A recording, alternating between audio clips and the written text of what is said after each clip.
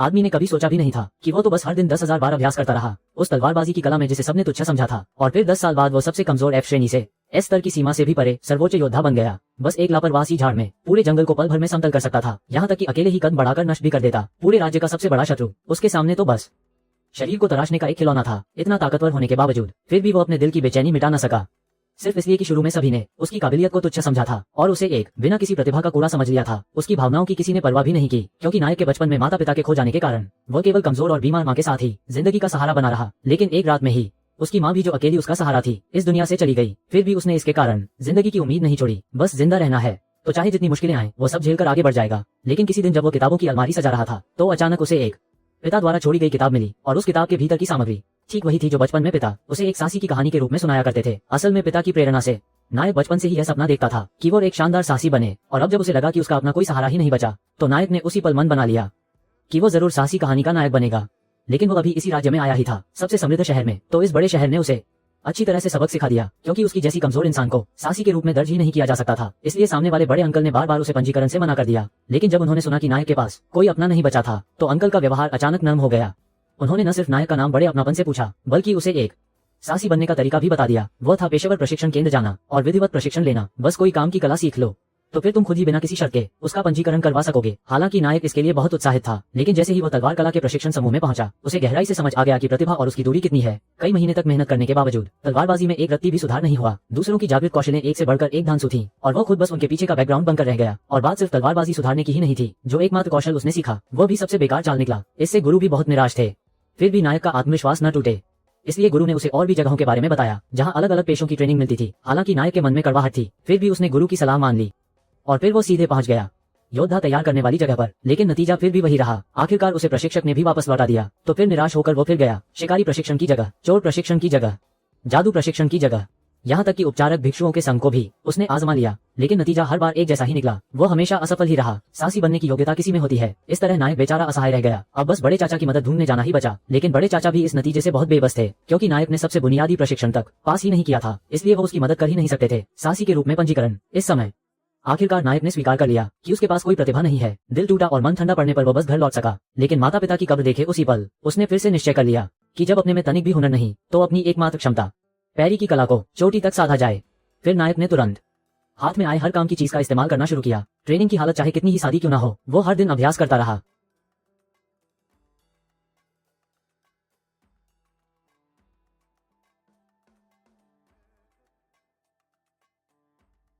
इसी तरह और देखते ही देखते 3 साल बीत गए और नायक की ताकत किंवदंती स्तर तक बढ़ गई। वो न सिर्फ एक साथ 100 लकड़ी की तलवारों को रोक सकता था, बल्कि सांस तक बेअसर और स्थिर रहती थी। हालांकि उसने कोई नई कला नहीं सीखी थी, लेकिन मेहनत से मिला हर एक दाना काबिल ए तारीफ था।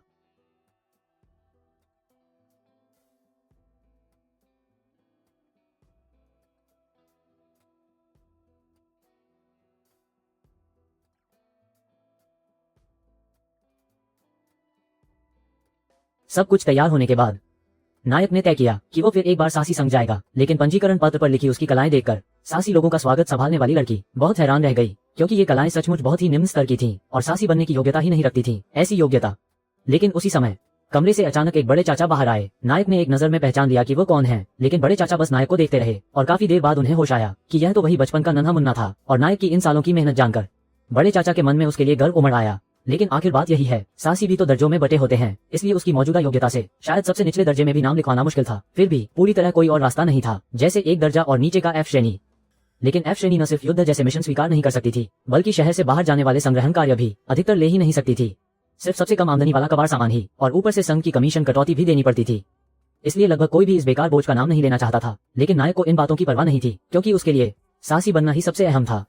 तो बस ऐसा ही हुआ, नायक आखिरकार बन गया सबसे उपेक्षित एफ श्रेणी का साहसी। हालांकि हर दिन मिलने वाले काम न तो किसी का माल धोना थे, न ही खोए हुए छोटे बिल्ली कुत्ते ढूंढना, लेकिन उसने फिर भी हार नहीं मानी। प्रशिक्षण का एक भी मौका, चाहे वो कभी कभार ही क्यों न हो, वो अपनी सबसे पसंदीदा पत्थर फेंकने की कला से बच्चों को खुश कर देता था। उसके लिए इससे बढ़कर खुशी की बात और कुछ नहीं थी, क्योंकि अब उसने न सिर्फ बचपन का सपना सच कर लिया था, बल्कि जरूरतमंद लोगों की भी मदद की थी। लेकिन नायक ये सोच रहा था कि जब ऐसी सुखी जिंदगी आगे भी चलती रहेगी। उसी समय अचानक उसे एक लड़की की मदद की पुकार सुनाई दी। चूंकि वो पक्का नहीं कर पाया कि उसने सही सुना या नहीं, इसलिए वो बस आवाज की दिशा में भागकर जंगल में घुस गया। लेकिन अभी तो एक पहाड़ी गुफा तक पहुंचा था। नतीजा तो साफ दिख गया। उसे यकीन ही नहीं हो रहा कि यह नजारा भी हो सकता है। एक विशालकाय भैंस मानव इंसानों पर टूट पड़ा है और उसका निशाना शायद एक लड़की है।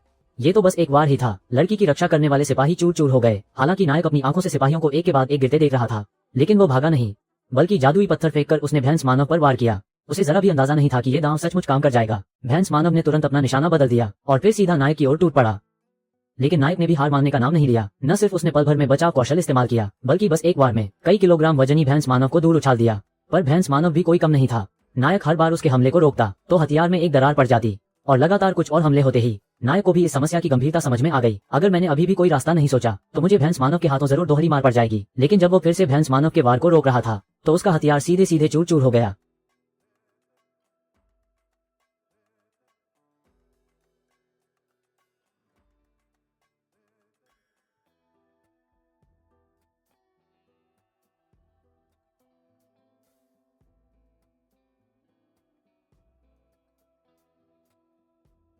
हालांकि संकट नायक ने आसानी से टाल दिया, फिर भी नायक के चेहरे पर खुशी जरा भी नहीं आई, क्योंकि उसे तो ये तक नहीं सूझा था कि 14 साल तक मेहनत से खुद को घिसने घिसाने के बाद भी वो एक भैंस मानव से भी जरा सा बचकर लड़ पाएगा।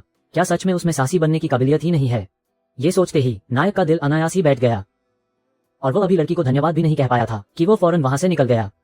लेकिन उसे क्या पता था कि जिस भैंस मानव को उसने हराया था वो तो असल में राजकीय सेना भी आसानी से न संभाल पाए ऐसी मौजूदगी थी, और अभी अभी जिसे उसने बचाया था वो लड़की, वो भी दरअसल राजकाज की दुश्मन थी। ये सब कोई राक्षस नहीं थे, सिर्फ सड़क पर घूमती एक भैंस ही सही इतनी दहशत फैला सकती है। मुझे अभी भी अभ्यास करना होगा। ये सोचकर नायक को भी जरा हैरत हुई कि वो खुद को मजबूत करने के लिए कितनी कड़ी मेहनत करता रहा। सबसे बेकार सी चालों की योजना भी 10 साल से बनाता रहा, लेकिन नतीजा यह निकला कि इस दुनिया के साहसिक योद्धाओं में वो 500 साल से भी पीछे था। और उससे भी ज्यादा चौंकाने वाली बात यह थी कि जिसे सब लोग नायक कहते थे, उसने सिर्फ एक टूटी तलवार से दुनिया स्तरीय दानव राजा को पल भर में गिरा दिया। असल में वो खुद ही था, और वह भी अभी अभी। इस बात से बिल्कुल अनजान नायक एक बार फिर साहसिक संग पहुंच गया, लेकिन इससे सामने खड़े चाचा एकदम चौंक गए, क्योंकि कल रात भूल भुलैया के पास एक दुनिया स्तरीय दैत्य प्रकट हुआ था और वो जगह भी नायक के काम करने की जगह के बिल्कुल पास थी। इसलिए जो उससे लगातार संपर्क नहीं कर पा रहा था, उसने समझ लिया कि शायद नायक दैत्य के हाथों मर गया होगा। और तब नायक ने चाचा को बताया कि वो इसलिए रिपोर्ट देने नहीं आया था क्योंकि कुछ संदिग्ध लोगों ने उसका पीछा कर लिया था, इसलिए उसे मजबूरन रास्ता बदलकर घर लौटना पड़ा और अच्छी तरह सोना पड़ा। नायक की बात सुनकर चाचा ने भी चैन की सांस ली। आखिर वह भी तो उस समय का एक अग्रणी साहसी था। ऐसे दैत्य से भेंट हो जाए तो बचने का बस एक ही रास्ता होता। कितना भयावह।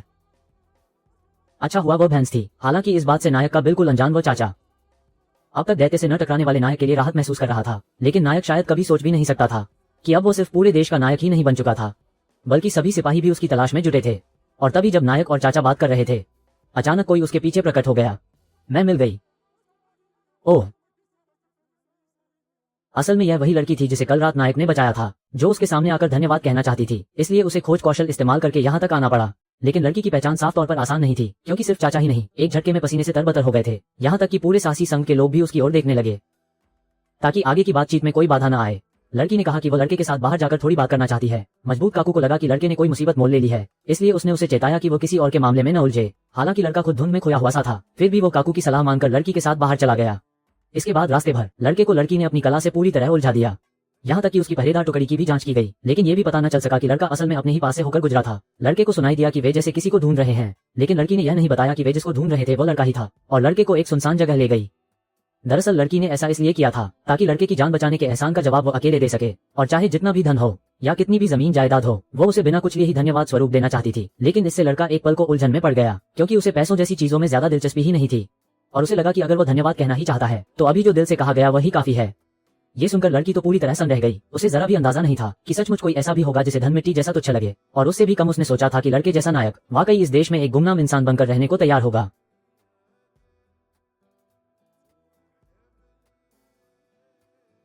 और लड़की की उस दृढ़ आंखों को देखकर लड़के की सोच भी कई साल पीछे लौट गई, क्योंकि वह भी किसी भी तरह साहसी बनना चाहता था। इसलिए तब वह भी लड़की की तरह ही बेहद दृढ़ नजर से हर गुरु के सामने खड़ा होकर खुद को हर परीक्षा में झोंक देने से इनकार करता था। ये सोचकर लड़के ने तुरंत लड़की के पिता से मिलने की बात मान ली। फिर दृश्य बदल गया। लड़का लड़की के साथ एक भव्य इमारत के सामने पहुंचा। हालांकि लड़की ने समझाया कि उसका जन्म एक साधारण परिवार में हुआ है, फिर भी लड़का कुछ यकीन नहीं कर पाया। आखिर कौन भला पहरेदारी के लिए सैनिकों को घर का रखवाला बनाएगा। और वे अभी अभी महल में दाखिल ही हुए थे कि सामने कवच पहने एक महिला घुड़सवार आ गई। उस महिला घुड़सवार की नजर काफी रुकी थी। लड़के ने भी देख लिया कि वो अपने कर्तव्य को बहुत गंभीरता से ले रही थी, और मिलने के रास्ते पर चलते हुए वे फिर लैंसर नाम के एक भालेबाज से टकरा गए। लैंसर का रवैया बेहद उद्दंड था। वो ऊपर से ही भाला तानकर लड़के की नाक पर इशारा करने लगा, लेकिन लड़के ने कोई परवाह नहीं की और बस उनके पीछे पीछे बड़े हॉल की ओर चलता रहा। फिर सबसे भीतर स्थित मुख्य हॉल में लड़के की आखिरकार उस पिता से मुलाकात हुई जिसका जिक्र लड़की ने किया था। हालांकि सामने वाला देखने में उम्रदराज लग रहा था, लेकिन कम ही लोग जानते थे कि वो असल में इस देश का राजा था। हालांकि लड़का इस बात से बिल्कुल अनजान था, फिर भी उसे उसके भीतर पहले कभी न देखी गई भव्यता का एहसास हुआ और राजा ने भी बस एक नजर में लड़के की असाधारण शक्ति को पहचान लिया। क्योंकि लड़के ने उसकी बेटी की जान बचाई थी, इसलिए उसने कहा कि वह लड़के को किसी भी रूप में इनाम देना चाहता है। लेकिन लड़के ने न धन चाहा, न जमीन जायदाद, यहाँ तक कि कोई मांग तक नहीं रखी। इससे राजा बेहद उलझन में पड़ गया। उसे लगा कि उसके दिए हुए प्रस्ताव में आकर्षण की कमी है, तो वह महल के खजाने में रखी एक बेशकीमती वस्तु लड़के को देने की तैयारी करने लगा। क्योंकि ये देश दुनिया के सबसे प्राचीन महलों में से एक पर काबिज था, इसलिए खजाने की दुकान में महल के भीतर की तरह तरह की अनमोल चीजें भरी पड़ी थी। और अगर लड़का चाहे तो आधा ले जाए तब भी कोई फर्क नहीं पड़ता। लेकिन राजा ने कभी सोचा ही नहीं था कि लड़के को इन सब में फिर भी कोई दिलचस्पी नहीं थी। तो उसने कई बार सोच विचार किया और फिर राजा ने अपनी नजर राज सिंहासन के पीछे रखी एक तलवार पर डाली।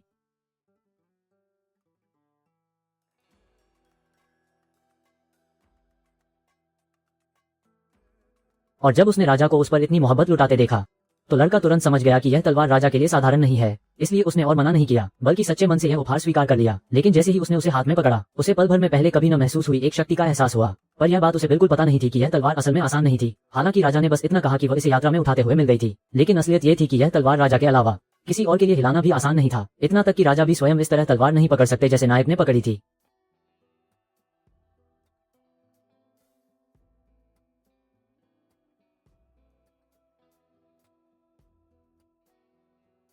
नायक के प्रदर्शन से राजा बहुत प्रसन्न हुए। लगता है अब ये तलवार उसे सौंप दूं। ये भी कोई गलत फैसला नहीं है। पर नायक को इस दिव्य तलवार के बारे में पहली प्रतिक्रिया यह नहीं हुई, बल्कि उसने समझा कि यह बस नाली की तरह चौड़ी है, इसलिए नालियों की सफाई की क्षमता बढ़ाने में इसे इस्तेमाल करना तो जरूर शानदार होगा। और उसी समय अभी वाली वो महिला योद्धा अचानक दौड़ती हुई आ पहुंची। नायक ने सोचा था कि अब फिर डांट पड़ेगी, लेकिन महिला योद्धा तो सीधे घुटनों के बल बैठ गई और अपने पिछले असभ्य व्यवहार के लिए नायक से माफी मांगी। हालांकि नायक बार बार कहता रहा कि वह इसे दिल पर न ले। फिर भी महिला योद्धा ने बड़े ही गंभीर भाव से उससे वादा किया कि आगे से जहां कहीं उसे जरूरत होगी वो बिना किसी हिचक उसके काम आएगी। क्योंकि उसके पास देव कवच की उपाधि है, उसका कर्तव्य है राजकुमारी की सुरक्षा करना।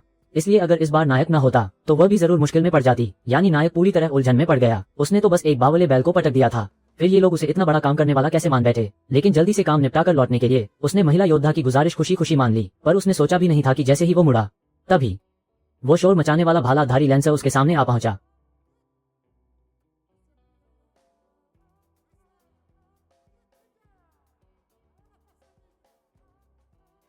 ये लड़की भी सोच नहीं पाई थी कि जिस सासी को कभी सब नीची नजर से देखते थे, उसमें वास्तव में दानव राजा से भी टक्कर लेने वाली भयानक शक्ति है। जान लो उसकी दिखाई गई आग उगलती कला, यहाँ तक कि वो खुद स्वर्गदत्त विलक्षण प्रतिभा वाला व्यक्ति भी बस तिल के दाने जितना ही निचोड़ पाता। और तो और इस दुनिया के सबसे जबरदस्त शीर्ष जादू शिक्षक भी बस कौवे के अंडे जितने ही निकलते। असल में अभी वो भालाधारी लैंसर जो नायक की ताकत को मानता ही नहीं था, न केवल नायक को प्रशिक्षण मैदान तक ले आया, बल्कि बहुत ही करुण कारण बताकर नायक नाम के इस नायक को सभी के सामने नीचा दिखाने की तैयारी कर रहा था। हालांकि शुरुआत में नायक जवाब देना नहीं चाहता था, लेकिन लैंसर की बातों का अंदाज कुछ ऐसा था जैसे जबरदस्ती बैल को पठारी रास्ते पर चढ़ाना। इसलिए नायक ने भी बस सहने और सीखने की मुद्रा में अपने लिए यह अन्यायपूर्ण द्वंद्व स्वीकार कर लिया। लेकिन जैसे ही लड़ाई शुरू हुई, लैंसर खुद ही दंग रह गया, क्योंकि उसने सोचा भी नहीं था कि नायक न सिर्फ उसकी चोटों को बड़ी आसानी से टाल देगा, बल्कि सांस तक नहीं फूलेगी। और चाहे वह कितने ही घुमावदार कोण से हमला करे, वो पलक झपकते ही अपनी स्थिति बदल लेता। हालांकि सबने यही पक्का मान लिया था कि पीले बालों वाला लैंसर जानबूझकर ढील दे रहा है, लेकिन उन्हें क्या पता था कि उन फूल झाड़ू वाली वारों की रफ्तार नायक की नजर में तो कोई खास तेज थी ही नहीं। लेकिन नायक को अपनी असली ताकत का बिल्कुल अंदाजा नहीं था। वो हमेशा यही समझता रहा कि लैंसर उसे तुच्छ समझकर ही अपनी पूरी ताकत नहीं लगा रहा।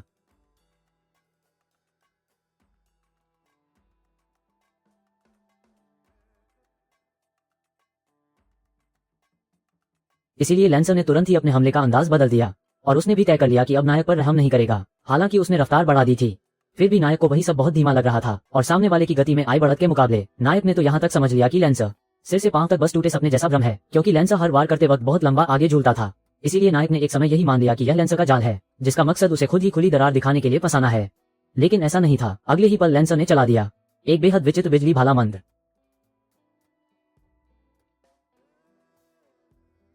और नायक ने देख लिया कि वह कितनी आसानी से सारी चोटों से बच निकलता है। लैंसर तो हैरान ही रह गया और एक दो बार और वार टालने के बाद नायक के मन में भी एक लहर सी उठी कि शायद वो खुद अब थोड़ा मजबूत हो गया है। लेकिन अगले ही पल उसे लगा कि वो जरूरत से ज्यादा सोच रहा है।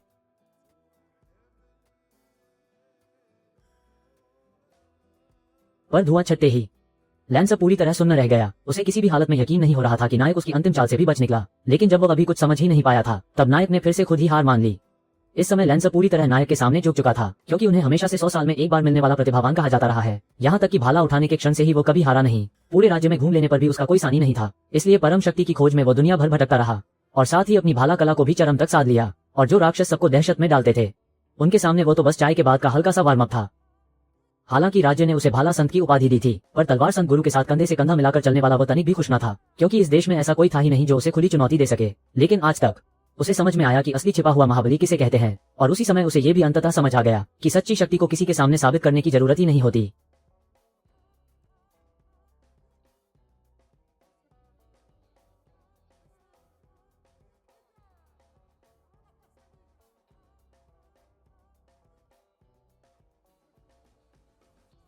और वापसी के रास्ते में नायक को लैंसर के पिछले हमले से भी देर तक सिहरन होती रही, क्योंकि वो मुश्किल से पूर्ण रूपांतरण करके बच पाया था। इसलिए उस समय वो दूसरी बार भिड़ने के हाल में ही नहीं था। लेकिन नायक को शायद ये जरा भी समझ न आया। असल में लैंसर ने बिल्कुल भी रहम नहीं दिखाया था, और उसकी अपनी ताकत तो कब की इतनी बढ़ चुकी थी कि डर भी शर्मा जाए। और देखते ही देखते अगला दिन आ गया। नायक ने फिर से दीवार के पार वाली बूढ़ी औरत के लिए नाली साफ कर दी, लेकिन इस बार उसके पास राजा द्वारा भेजी गई एक अनमोल तलवार थी। इसलिए काम करना मानो आधी उंगली का खेल हो गया, और असर तो नायक को पूरे 100 साल तक चौंकाने वाला था, क्योंकि उसे जरा भी अंदाजा नहीं था कि इतनी मामूली दिखने वाली हथियार उसकी रोजमर्रा की लोहे की कुदाल से भी कई दर्जे बेहतर निकलेगी। हालांकि इस हथियार की ताकत के सहारे नायक को एक ऐसा ऐप स्तर का काम सौंप दिया गया जिसे कोई ले ही न पाए। लेकिन वो जल्दी ही समझ गया कि मामला कितना गंभीर है, क्योंकि सिर्फ इसी से नाली खोदना सचमुच बहुत बड़ी बर्बादी थी। इसलिए नायक के दिमाग में एक नया ही उपाय आया, उसे नाव की पतवार बनाकर नाव चलाकर कमाई करना, या फिर उसे लेकर पिज्जा सेकना, और अगर बात फिर भी न बने तो छोटे ठेले पर लोहे की तवे वाली टिकिया भी बेच सकता था। लेकिन नायक के सोचते ही सोचते राजकुमारी अचानक खुद उसके पास आ पहुंची। हालांकि नायक जानता था कि राजकुमारी शायद किस लिए उसे ढूंढ रही है, पर उसने जरा भी घुमावदार रास्ता नहीं चुना। जो भी हो, वो उसे अपना सेवक बनाना चाहती थी, चाहे घर की सफाई हो, जीवन की देखभाल हो, या उसे गुरु मानकर सबसे उपयोगी सहायक बनाना हो। बस वो उनके पास रहे और खुद से जो चाहे कर दे। लेकिन राजकुमारी के बोल पूरे भी न हुए थे, और नायक ने उनकी विनती सीधे ठुकरा दी, सिर्फ इसलिए कि नायक खुद को बिना किसी प्रतिभा का बेकार इंसान मानता था, और उसे लगता था कि वह ऐसी श्रेष्ठ हस्ती को सिखाने लायक बिल्कुल नहीं। ये सुनकर राजकुमारी बहुत उलझन में पड़ गई, यहाँ तक कि उन्हें लगा कि नायक ने उन्हें ठुकराया ही इसलिए है क्योंकि उसने अभी अपनी असली ताकत दिखाई ही नहीं। तो नायक को अपने वश में लाने के लिए उसने सोचा कि क्यों न उसे अपनी सबसे खास जादुई कला दिखा दे। सबसे पहले शून्य ताप की बर्फ जादू, फिर तेज लपटों वाली अग्नि जादू, और अंत में चोरों की कला से निकली रहस्यमयी ड्रैगन तलवार।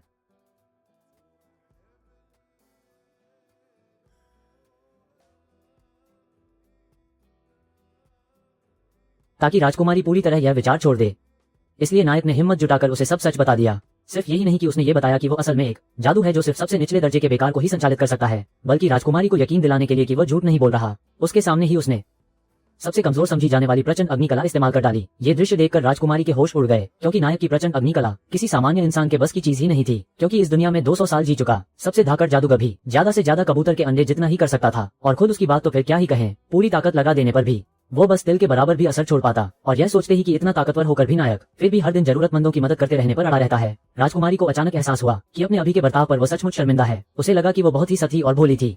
ऐसे अपार सामर्थ्य वाले पुरुष के सामने वो इतनी छोटी सोच कैसे रख सकती थी। तो उस देवतुल्य पुरुष की बराबरी करने के लिए राजकुमारी ने मन ही मन पक्का निश्चय कर लिया कि वो भी उसके जैसी जिम्मेदार साहसी बनेगी। इसलिए उसी रात वो फिर से नायक के पास गई और फिर से उसके सामने अपना शिष्य बनने का संकल्प जताया।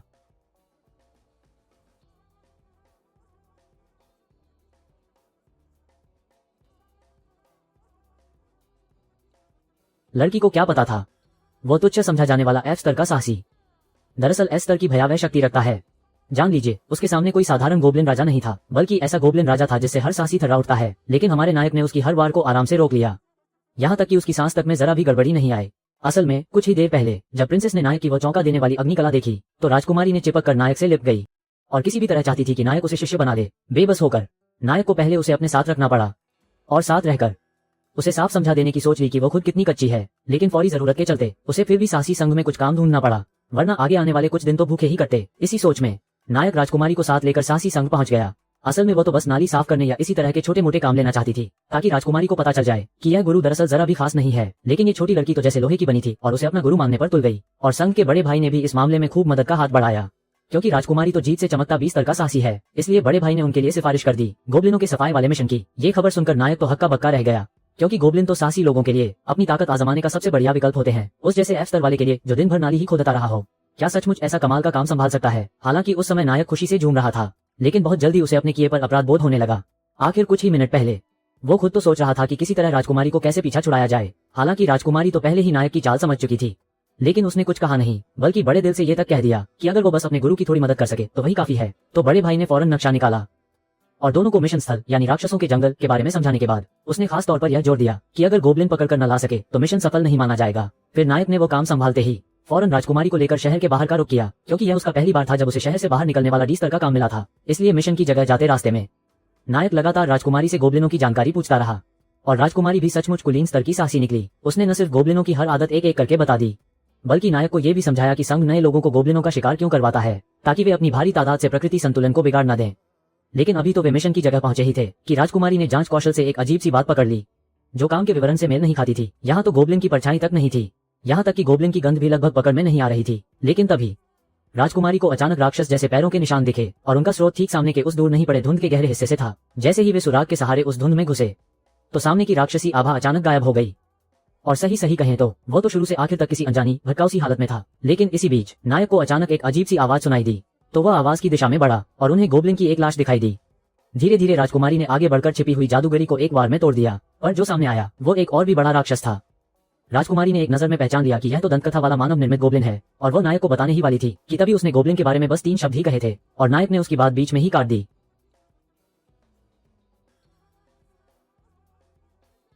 अब नायक तो पूरी तरह सन्न रह गया। उसे उम्मीद नहीं थी कि लोक कथाओं का वो दुष्ट राक्षस इतना भयानक निकलेगा। न सिर्फ उसका शरीर विशाल था, बल्कि उसकी चाल भी बिजली जैसी फुर्तीली थी। यहाँ तक कि वो औजारों का भी इस्तेमाल करता था, और ये नए नए साहसी लोग ऐसे राक्षस से अनुभव बटोरने निकल पड़े थे। हालांकि मन ही मन वो बेहद डरी हुई थी, लेकिन उसने फिर भी सहमी हुई राजकुमारी को शांत करते हुए कहा कि चिंता की कोई बात नहीं, सामने वाला तो बस एक गोब्लिन है। नायक के चेहरे की वो शांत मुस्कान देख राजकुमारी तो पूरी तरह दंग रह गई। ये समझना जरूरी है कि उसके सामने वाला साधारण गोब्लिन राजा नहीं था, वो तो गोब्लिन सम्राट कहलाने वाली हस्ती थी। क्या नायक को जब ये काम सौंपा गया था तब उसका डर सब दिखावा था? क्या वो अपनी असली ताकत छिपाने के लिए लगातार नाटक कर रहा था? क्या दरअसल उसने बहुत पहले ही गोब्लिन के अस्तित्व को भांप लिया था, इसीलिए उसने ये काम जानबूझकर अपने से लिया था? तो बात यहाँ तक पहुंचती है। राजकुमारी को तुरंत नायक का इरादा समझ आ गया। फिर उसने फौरन गोब्लिन से भिड़ना शुरू कर दिया। लेकिन नायक ने भी जो बिल्कुल नहीं सोचा था वह ये कि ये गोब्लिन न सिर्फ जबरदस्त विस्फोटक शक्ति रखता था, बल्कि युद्ध का भी भरपूर अनुभव रखता था, और लगभग हर वार में वो खुद को आखिरी हद तक धकेलने पर आमादा रहता था।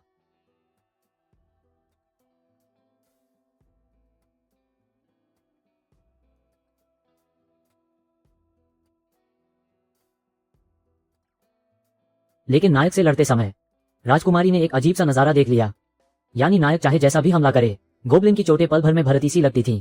क्या इसका कारण उसके माथे पर जड़े उस रत्न से जुड़ा था? तो राजकुमारी ने यह बात तुरंत नायक को बता दी और सलाह दी कि पहले किसी तरह वो रत्न निकालना होगा। लेकिन गोब्लिन शायद उनकी बात सुन चुका था। उसने न सिर्फ हमले की रफ्तार और बढ़ा दी, बल्कि इधर उधर से फेंके जाने वाले पेड़ों के लट्ठे भी और बढ़ गए।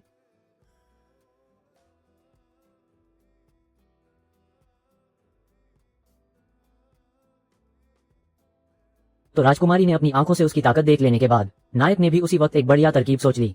बस ये कि इसी चाल से खुद को धकेल दिया जाए। इस तरह वो पल भर में गोब्लिन के करीब पहुंच सकता था। ये सुनकर राजकुमारी ने फौरन मना कर दिया। आखिर यह वार इतनी ताकतवर था कि इंसान इसे झेल ही नहीं सकता था। लेकिन नायक ने तलवार भिड़ाकर अपनी बड़ी तलवार को सीधे पीठ पर चढ़ा लिया, क्योंकि उसे भरोसा था कि यह तलवार जरूर झेल लेगी। तो राजकुमारी ने भी ज्यादा कुछ नहीं कहा और तुरंत नायक की पीठ पर जा पहुंची।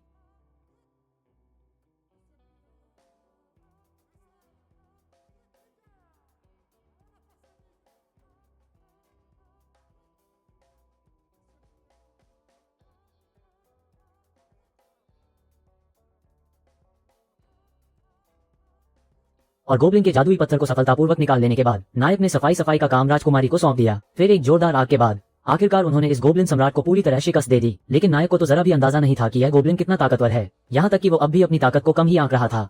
यहाँ तक कि सबसे निचले दर्जे के गोब्लिन का शिकार करने में भी इतनी भारी मशक्कत करनी पड़ती। और उसी समय ये बात बहुत जल्दी राज्य तक भी पहुंच गई। गोब्लिन सम्राट का गिरा हुआ जादुई पत्थर देखकर राजकुमार ने कभी सोचा ही नहीं था कि नायक के पास इतनी भयानक शक्ति होगी। लेकिन अब उसे आखिरकार समझ आ गया कि उसके पिता ने अपनी सबसे असली तलवार नायक को क्यों भेंट की थी। लेकिन नायक यहाँ थोड़ा असहज हो गया, क्योंकि वो गोब्लिन का दिया हुआ लालच लेना भूल गया था। इसलिए इस बार के काम से उसे एक पैसा भी नहीं मिला।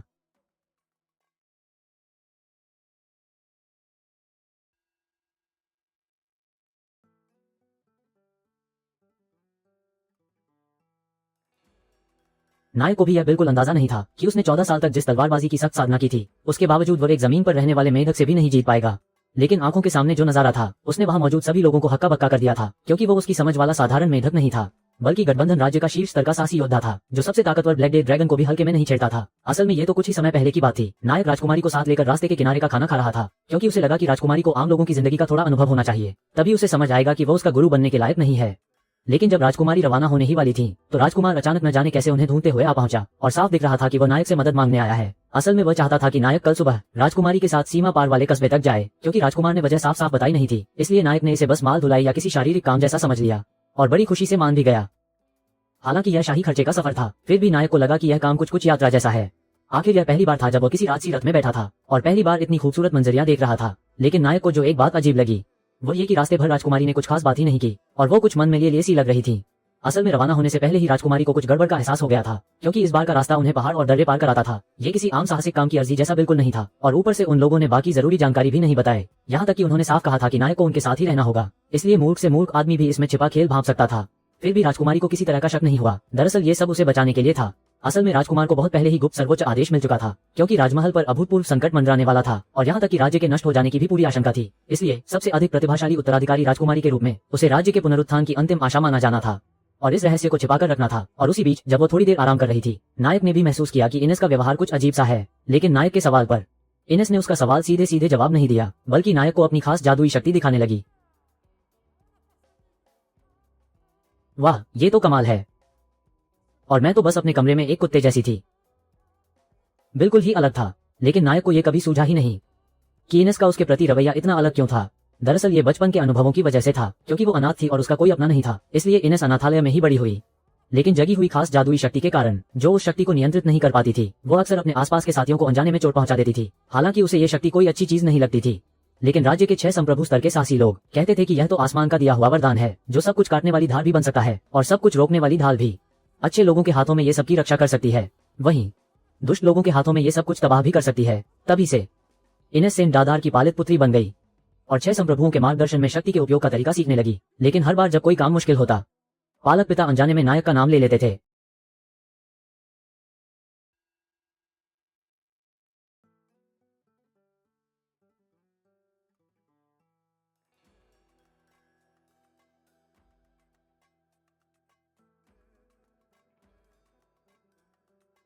और फिर उसी समय नायक को कुछ आभास सा हुआ।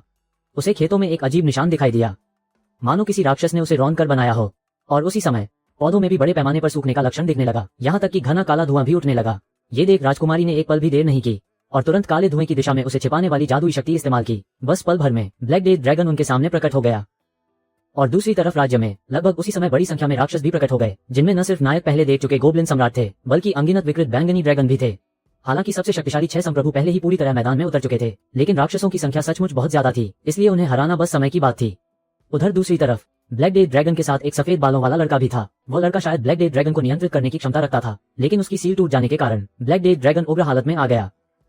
हालांकि हजारों सैनिकों के उस घातक क्षण में नायक ने उस लड़के की जगह ब्लैक डेथ ड्रैगन का घातक वार रोक लिया। लेकिन नायक को यह जरा भी नहीं पता था कि जिस राक्षस से वो लड़ रहा था, असल में वो विनाशकारी स्तर का अस्तित्व था। और उसी समय इनेस को भी उधर कुछ अजीब सा महसूस हुआ, क्योंकि उसने देखा कि नायक जिस लड़के की रक्षा कर रहा था, वो कोई साधारण इंसान नहीं था, बल्कि उसे दानव जाति का आधा मानव कहा जाता था। हालांकि उसका रूप मनुष्यों जैसा था, लेकिन उसमें राक्षसों के मन से संवाद करने की विशेष शक्ति थी। और 200 साल पहले के अभिलेखों में भी ये दर्ज था कि वे कभी भयानक राक्षसों को संचालित करते थे और एक देश को कगार पर पहुंचा दिया था।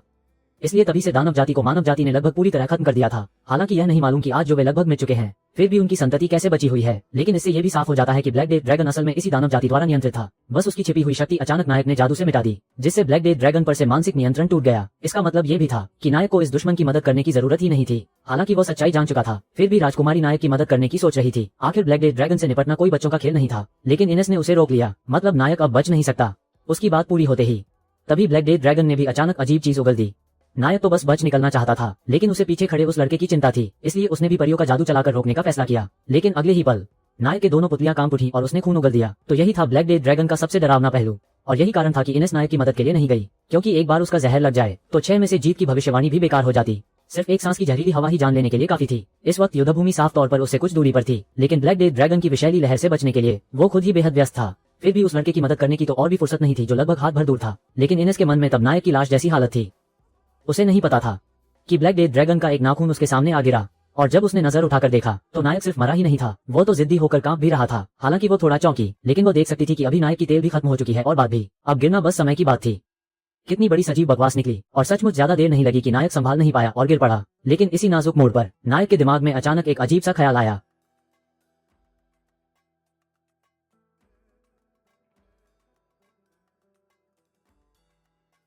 आदमी भी क्या कुछ नहीं सोचता, सिर्फ इसलिए कि उसने उस बदनसीब विषैले सांप को पाला था और उसे अपनी भूख मिटाने के लिए भुने हुए सीख कबाब की तरह खिला दिया था, तो उसी ने उसके लिए स्वादिष्ट दुनिया का ताला खोल दिया। न सिर्फ बचपन से वो तरह तरह के समुद्री व्यंजन चख चुका था, और अब तो वो अकेले ही सबसे शक्तिशाली परियों का वार भी अर्थात ब्लैक डेथ ड्रैगन की प्राणघातक सांस का हमला भी झेल सकता था। लेकिन उसे जरा भी अंदाजा नहीं था कि उसके सामने ये दृश्य असल में वहां मौजूद सभी लोगों को हैरान कर चुका था, क्योंकि मेढक द्वारा उगला गया वो सिर्फ साधारण जहरीला धुआं नहीं था, बल्कि ऐसी परम विषैली शक्ति थी जो पल भर में हर पदार्थ को गलाकर राख कर दे। दरअसल कुछ ही समय पहले नायक ने भले ही ब्लैक डेथ ड्रैगन के हाथों से उस सफेद बालों वाले लड़के को बचा लिया था, लेकिन उसने ब्लैक डेथ ड्रैगन की विषैली धुआं फेंकने वाली चाल को जबरदस्ती रोकते हुए अपने ही शरीर में भयंकर जहर भर लिया था। हालांकि वो इससे घबराकर इधर उधर नहीं भागा, बल्कि अपनी सारी ताकत उस लड़के पर लगा दी। उसने पहले बहुत कम मात्रा में इलाज करके लड़के के शरीर से जहर निकाला और फिर उसी पल ब्लैक डेथ ड्रैगन के हमले को दोबारा परियों से रोक दिया। लेकिन नायक ने जैसा सोचा भी नहीं था, उसकी नजर में ये जो ब्लैक डेथ ड्रैगन था वो असल में मेढक ही निकला। असल में शुरुआत से ही उसी लड़के ने ही सब गड़बड़ मचाई थी, क्योंकि उसके भीतर राक्षसी वंश का रक्त था, इसलिए जन्म से ही उसे शापित बालक कहा गया। सिर्फ छोटा था तभी से उसे गुलामों के घेरे में पाला गया, और तो और मार खाना भी लगभग रोजमर्रा की रोटी थी, जो उनके मुखिया को हर तरह के बहाने ढूंढकर उन्हें मानसिक रूप से कुचलने में मजा आता था। और क्योंकि उसमें विश्व हृदय की शक्ति थी, इसलिए कभी कभी उसे पिंजरे में बंद कर दिया जाता और मनमानी गालियां दी जाती। लगभग सभी उसे आपदा का सितारा समझते थे, उसे कोई सफाई देने का मौका ही नहीं देते थे, जब तक कि आज मुखिया ने अचानक उसे एक राक्षसी पशु के सामने बुलाया और वादा किया कि अगर वो उस राक्षसी पशु को उस जगह तक ले जा सके जिसका वो नाम ले रहा था, तो उसे इसके बाद आजादी से जीने दिया जाएगा। लेकिन अगर उसने मना करने की हिम्मत की तो उससे भी डरावना दिन उसका इंतजार कर रहा होगा, क्योंकि मुखिया के सिर पर एक जादुई उपकरण लगा था, इसलिए लड़का उसके मन की बात पढ़ ही नहीं सकता था। बस यही पलट सकता है, ऐसी कोई भी घातक जिम्मेदारी स्वीकार करनी पड़ी। लेकिन नायक के प्रकट होते ही मानो इस पूरे मामले की दिशा ही बदल गई, क्योंकि विष के उफान के 1000वें झटके पर ही नायक को अचानक एक बहुत जरूरी बात याद आ गई। दरअसल 14 साल पहले जब वो सासी योद्धाओं के प्रशिक्षण केंद्र से लौटा था, तो वह हर दिन जंगल में जाकर कुछ जंगली सब्जियां तोड़कर खाता था, और उसी दिन उसने एक लाल जंगली मशरूम खोद निकाला, क्योंकि यह चीज जरा सी भी खाली जाए तो जहर से मौत हो जाती। इसलिए उसे समझ आ गया कि जहर रोध की अहमियत क्या होती है। उसके बाद से वो रोज तरह तरह के जहरीले पौधों की खोज में जुट गया। भले ही उसे जहरीले सांप ने ही क्यों न काटा हो, उसे रत्ती भर भी फिक्र नहीं होती थी। यहाँ तक कि वो जहरीले सांप को भी घर ले आया और फिर उसे भूनकर प्राकृतिक स्वाद वाले सीख कबाब की तरह खा गया, क्योंकि वो वाकई बेहद स्वादिष्ट था। इस तरह नायक ने बेधड़क खुद को आग में झोंक दिया, जहरीली चीजों को खाकर नई समझ पाने का मौका बना लिया। वो हर दिन या तो जहरीली चीजें खाने की राह पर रहता या फिर जहरीली चीजों की नई पाक विधि खोलने में लगा रहता। हालांकि आखिर तक भी वो कोई नया हुनर नहीं सीख पाया, लेकिन जहर पर सूक्ष्म उपचार का असर और शरीर की जहर के प्रति रोग प्रतिरोधक शक्ति दोनों ही चरम सीमा तक घिसकर मजबूत हो गए। यहाँ तक कि जिस प्राणी का जहर जितना तीखा था, वो उसे खाने के बाद बस थोड़ा बहुत खून उगलता और फिर एक सूक्ष्म उपचार से ही चंगा हो जाता। और अब नायक अपनी आंखों के सामने ब्लैक डेथ ड्रैगन को देख रहा था। उसके मन में भी यही चल रहा था कि पता नहीं ये ठीक से खाया भी जा सकेगा या नहीं। आखिर उसकी समझ में जितनी जहरीली चीज होगी उतनी ही स्वादिष्ट होगी। तो फिर पीछे वाले उसी जहर में डूबे हुए लड़के को ठीक कर देने के बाद नायक ने तुरंत अपना दांव चला, ब्लैक डेथ ड्रैगन के हमले को रोकते हुए उसके पंजे भी काट डाले। और ब्लैक डेथ ड्रैगन भी समझ गया कि वो नायक का मुकाबला नहीं कर सकता, तो उसने अपनी जान दांव पर लगाने की तैयारी कर ली और आखिरी घातक वार करने निकल पड़ा।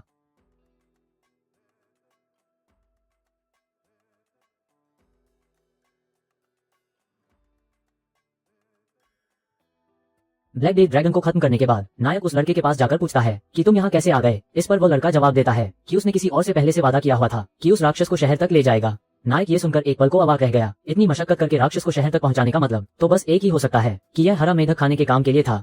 आखिर अगर ताजा हालत में बड़ी मात्रा में मांस पहुंचाना हो तो जीवित प्राणी को साथ ले जाना वाकई सबसे बढ़िया तरीका है। इसलिए शुरू में वो लड़का अपने निशान छिपाता फिरता था, शायद इसलिए कि कोई उसे छीन न ले। और यह हरा मेढक कहना मुश्किल है कि उस लड़के ने इस पर अच्छा खासा खर्च करके कितनी मेहनत से इसे पाला होगा, लेकिन अब उसने उस दूसरे की कीमती चीज ही बर्बाद कर दी। ये सोचकर नायक तुरंत दौड़ा और माफी मांगी और कहा कि वो पूरा दाम चुका देगा।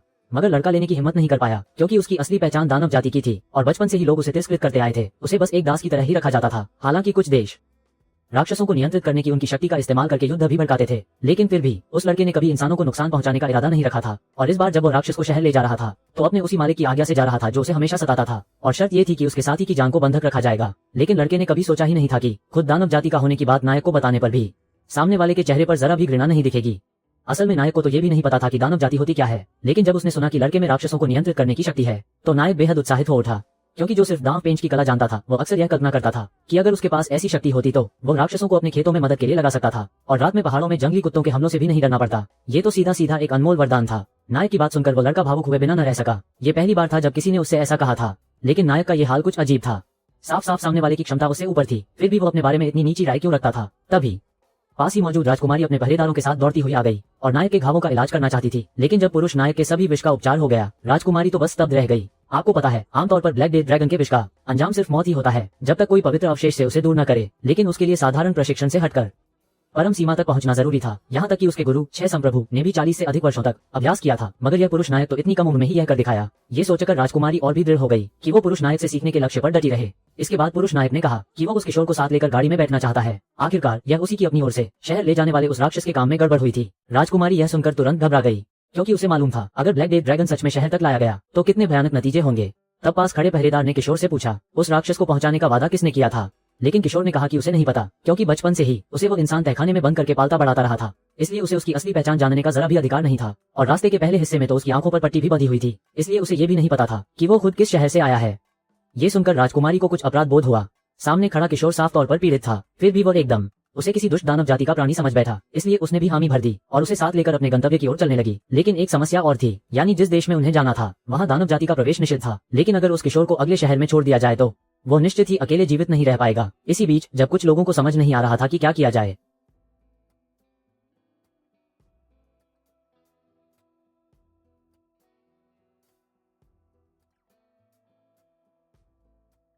तब किसी पुरुष ने तो सोचा ही नहीं था कि वो उस हत्यारे के साथ बराबरी से भिड़ सकेगा, जो कभी मानव जाति का सबसे शक्तिशाली स्तरीय साहसी था, और वह भलाई बुराई की परवाह किए बिना बस पैसे मिलते ही चाहे कोई भी काम हो सब ले लेता था। यहाँ तक कि किसी देश का सफाया करने का काम भी उसे मौत का हत्यारा कहा जाता था, और वह भी एक ही रात में कर गुजरता था। और यही वजह थी कि वह बेहद ताकतवर था। यहाँ तक कि मानव जाति की सर्वोच्च युद्ध शक्ति 6 संप्रभु भी उसके सामने भी बेबस थे, और जनता की उसे दंडित करने की मांग के आगे ऊपर वालों को बस बाहर यह कहना पड़ा कि वो मर चुका है, और यही उसके मृतक उपनाम की वजह भी बनी। लेकिन एक अजीब बात यह हुई कि इस बार जिसे जिंदा पकड़ने का काम उसे सौंपा गया था वो दानव जाति वही किशोर था जिसे पुरुष नायक ने अभी अभी ब्लैक डेथ ड्रैगन से बचाया था। जैसे ही वे सामने आए, हत्यारे ने सबसे पहले हमला बोल दिया, लेकिन वो यह नहीं सोच पाया कि पुरुष नायक की महान तलवार इतनी मजबूत होगी। सिर्फ एक ही वार रोकने में उसने उसका हथियार चूर चूर कर दिया। पास खड़ी राजकुमारी तलवार की टकराहट से घबरा गई, क्योंकि वो दोनों की हरकतें ठीक से देख ही नहीं पा रही थी। तभी हत्यारे ने नया हथियार निकाल लिया और फिर से पुरुष नायक पर वार किया। लेकिन पुरुष नायक का वार ढांचा मानो अपने आप सक्रिय होने वाली कला जैसा था, चाहे हमला कितना भी तेज क्यों न हो वो सब कुछ रोक लेता था। लेकिन उस समय पुरुष नायक को कुछ थकान महसूस हुई। इस हत्यारे का हमला सच में बहुत भारी था, यहाँ तक कि पहले से भी जिन भयंकर ताकतवर लोगों से वह भिड़ चुका था उनसे भी कहीं ज्यादा।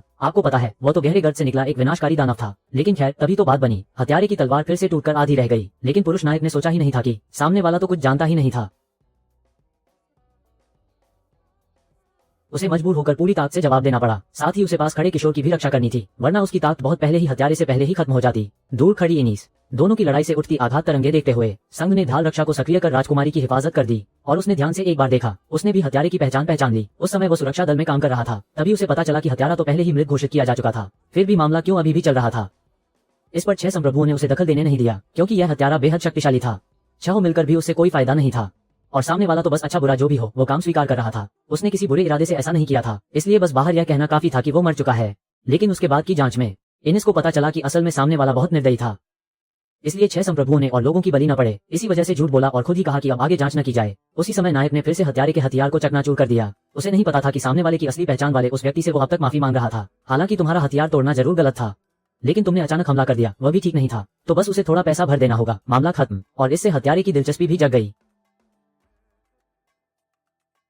क्योंकि उसे पता था कि वो जिस पहली दरांती जैसी चीज बना रहा था, शायद उसमें ऐसा राजा जैसा धातु और प्राचीन ड्रैगन के दांत लगे थे जिन्हें बिगाड़ना मुश्किल था। इसलिए हत्यारे के पास कोई उपाय नहीं था, उसे बस अपनी सबसे ताकतवर चाल चलनी पड़ी। एक तलवार को तोड़कर असंख्य लोहे की तलवारों की कला बना दी। पलक झपकते ही अनगिनत जाने ले सकता था। अगर नायक के पास सिर्फ अपनी ताकत होती तो वो इतने सारे लोहे की तलवारों के हमले को आराम से झेल भी सकता था। लेकिन अब उसे पास खड़े किशोर की भी रक्षा करनी थी, इसलिए हर बार भिड़ंत में उसे कुछ चोटें लग ही जाती थी। पास खड़ा इनिस भी और सह न सका। उसे पता था कि आगे की राह में अगर नायक नहीं रहा तो सिर्फ उसके दम पर राजकुमारी को सुरक्षित किसी और राज्य तक पहुंचाना मुमकिन नहीं होगा। इसलिए वो तुरंत नायक के सामने आया और ढाल तैनात कर दी।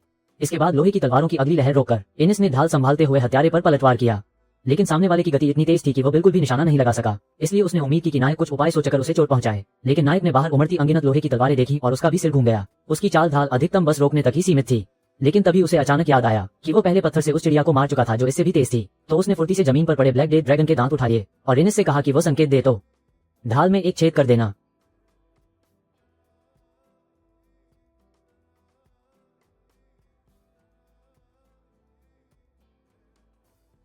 और यही नायक ने बचपन में सीखी हुई सबसे बुनियादी तकनीक थी, पत्थर फेंकना।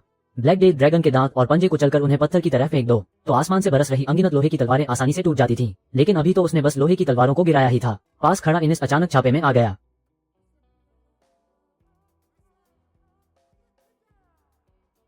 अच्छा हुआ नायक ने समय रहते प्रतिक्रिया दे दी। तभी उसने इनिस को, जिसकी आंख लगभग छर्रों से लगने वाली थी, बचा लिया। लेकिन साथ ही हत्यारे को भी कुछ हैरानी हुई। उसके हाथ का हथियार तो दुनिया की सबसे कठोर सामग्री से बना एक दरांती था। फिर नायक की बड़ी तलवार से टकराने पर भी वो टूट कैसे गया। लेकिन उसे यह नहीं पता था कि नायक की बड़ी तलवार न केवल इस राज्य का प्रतीक थी, बल्कि वो खजाना भी थी जो राजा ने अपने शुरुआती अभियान में एक गुप्त क्षेत्र से पाया था। कोई नहीं जानता था कि वो वहां क्यों प्रकट हुई, और कोई नहीं जानता था कि वो किस सामग्री से बनी थी। लेकिन सबसे खतरनाक बात यह थी कि उसे तोड़ा नहीं जा सकता था। ये सुनकर हत्यारे ने मान लिया कि उसने राक्षस जाति को पकड़ने का काम छोड़ दिया है। आखिर वो सचमुच नायक की रक्षा शक्ति को तोड़ ही नहीं सकता था। हालांकि आगे राज्य में एक भव्य उत्सव होना था, लेकिन अब लगता था कि वहां जाने की भी जरूरत नहीं रही।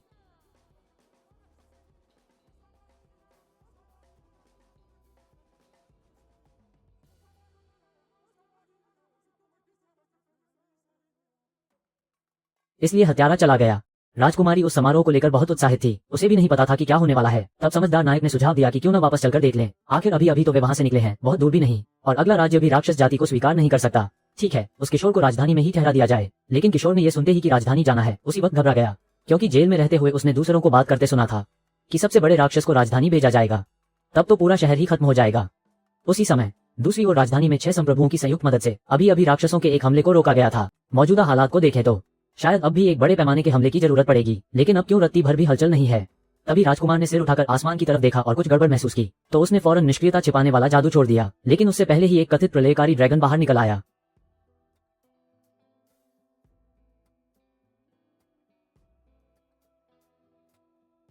ये ड्रैगन भी कुछ सोच ही नहीं पाया। अपनी उस सर्वनाशक प्रहार की जरा भी उम्मीद नहीं थी कि वो सामने वाले आदमी की एक ही तलवार से उछल जाएगा, जबकि सामने वाले की चाल तो सिर्फ सबसे बुनियादी थी। फिर भी अजीब बात यह है कि वही बुनियादी चाल नायक ने पूरे 14 साल तक लगन से सीखी। कहावत है ना, 10,000 घूंसे सीखो तो भी मत डरो। डर बस इतना है कि एक ही घूंसा 10,000 बार सीख लिया जाए। असल में ये बात कुछ ही देर पहले की है। क्लेद साम्राज्य की ओर तेजी से भागते हुए नायक और उसके साथियों ने अचानक देखा कि दूर के राजमहल के ऊपर आसमान में एक ड्रैगन प्रकट हो गया। शायद दूसरे लोग इसका मतलब अभी ठीक से न समझ पाए हों, लेकिन राजकुमारी को इस बात की गंभीरता किसी से ज्यादा पता थी, क्योंकि जहां भी यह ड्रैगन प्रकट होता है वहां हल्की सी भी चूक पूरे नगर को तबाह कर सकती है, और जरा ज्यादा हुआ तो जीवित प्राणी का नामो निशान तक नहीं बचेगा। इसलिए उनके सामने सबसे अहम बात यही थी कि हर हाल में जितनी जल्दी हो सके वहां पहुंचना होगा। लेकिन राजकुमारी को जरा भी अंदाजा नहीं था कि असल में नगर के भीतर की हालत उसकी सोच से भी कहीं ज्यादा भयानक थी, क्योंकि राज्य के सबसे शक्तिशाली 6 संप्रभुओं में से लगभग सभी को राक्षसों ने जकड़ कर रोक रखा था। इसलिए राजमहल लौटकर मदद करने की तो बात ही छोड़िए, यहाँ तक कि खुद राजा भी काफी पहले ही ड्रैगन के साथ एक ही अंजाम के लिए तैयार हो चुका था। लेकिन अफसोस भीड़ को जरा भी खबर नहीं थी, और तभी नायक ने अचानक बोलना शुरू किया।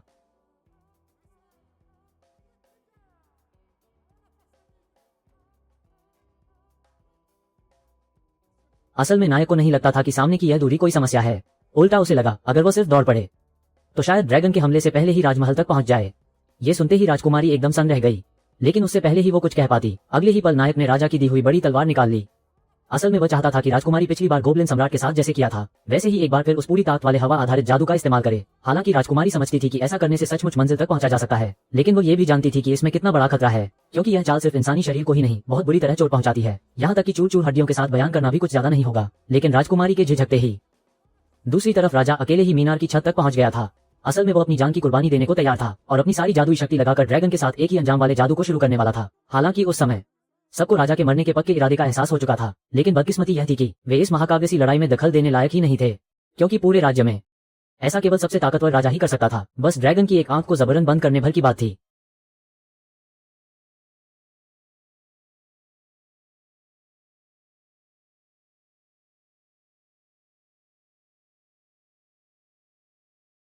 यह नजारा देखकर मैदान में मौजूद सबके सब हैरान परेशान रह गए। ड्रैगन भी बिल्कुल भौचक्का रह गया। उसे समझ ही नहीं आया कि अभी अभी हुआ क्या। काफी देर बाद उसे समझ आया कि उसे जैसे किसी ने पीट दिया हो, और जिसने उसे पीटा वो था सामने खड़ा ये छोटा सा निहायत मामूली इंसान। इतना छोटा सा जीव उसके सामने जमीन पर घुटने टेक कर झुक जाना चाहिए था, और अब उसने इतनी हिम्मत कैसे कर ली कि सीधे हमला करने आ गया।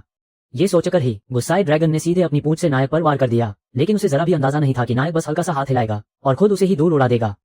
फिर भी ड्रैगन ने यह सोचा ही नहीं था कि उसकी अपनी जानलेवा वार से नायक को सबसे ज्यादा डर बस इतना था कि अभी अभी वो जरा सा गिरते गिरते बचा। असल में कुछ ही मिनट पहले सबने मिलकर एक सबसे बढ़िया योजना पर सहमति बनाई थी। पहले इनेस अपनी ढाल फैला दे ताकि जादुई ऊर्जा के फैलाव को बेहद सीमित किया जा सके। फिर राजकुमारी अपनी जादुई शक्ति से उसे और मजबूत करे, और जो जादुई शक्ति अभी निकलने वाली थी उसे परत दर परत पूरी तरह बढ़ा दिया जाए। और फिर नायक पर 6 गुना गूंजती हुई हवा की प्रचंड लहर छोड़ी गई, उसकी जबरदस्त टक्कर शक्ति, यहाँ तक कि नायक को चक्कर तक आने लगे। लेकिन सौभाग्य से वो अचानक एक पत्थर से अटक गया, और तभी नायक ने मौका पकड़ लिया, अपनी देह को मजबूत किया ताकि वो मरने से बच सके। अंततः राजकुमारी के हवा आधारित जादू के सहारे नायक न सिर्फ बेहद तेज रफ्तार से ड्रैगन के सामने पहुंच गया, बल्कि उसने मौत की तैयारी कर चुके राजा को भी बचा लिया। और उसी समय दूसरी तरफ इनेस भी घोड़े पर सवार होकर तेजी से राजमहल लौट आए। बात तो ये थी कि वे अभी आधे रास्ते ही पहुंचे थे, परिणाम उनके सामने।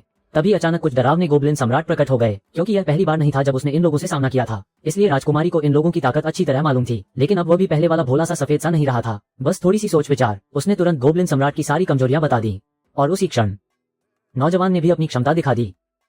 सोचा भी नहीं था कि बस एक छोटी सी मना करने वाली बात गोब्लिन सम्राट सचमुच वहीं ठिठक गया, और इनेस ने भी तुरंत सही मौका पकड़ लिया, अपनी असली शक्ति दिखा दी। असल में इनेस हमेशा अपनी ताकत छिपाई हुई थी, जिसे लोग सबसे शक्तिशाली ढाल संप्रभु कहते थे। उसके पास दरअसल एक और उपाधि भी थी, वह थी राज्य की सबसे शक्तिशाली पवित्र तलवार। और पहले उसने इसलिए हल्का सा हाथ नहीं लगाया था, बस इसलिए कि कहीं आसपास के लोगों को चोट न लग जाए। और इसी बीच दूसरी तरफ नायक और ड्रैगन की लड़ाई भी धीरे धीरे चरम पर पहुंच गई, क्योंकि नायक ने बार बार उसे लड़ाई के लिए उकसाया। इसलिए ड्रैगन को भी नायक की पहचान पर शक होने लगा, क्योंकि इन हजारों सालों में अब तक कोई भी प्राणी उसकी रक्षा दीवार को तोड़ नहीं पाया था। लेकिन अब न सिर्फ उसकी सबसे मजबूत पंजियां यहाँ तक कि उसके शरीर की परतें भी हिलने डुलने लगी जैसे गिर ही पड़ेंगी। क्या ये कोई ऐसा इंसान है जो सचमुच मूर्ख सा लगता है? क्या वही किंवदंती वाला ड्रैगन मार है? ये सोचकर ड्रैगन ने भी अब और समय बर्बाद करने का इरादा छोड़ दिया। फिर वो एक छलांग में आकाश में जा पहुंचा। वो अपनी ड्रैगन श्वास का इस्तेमाल करने वाला था, नायक समेत पूरे राज्य को पूरी तरह मिटा देने के लिए।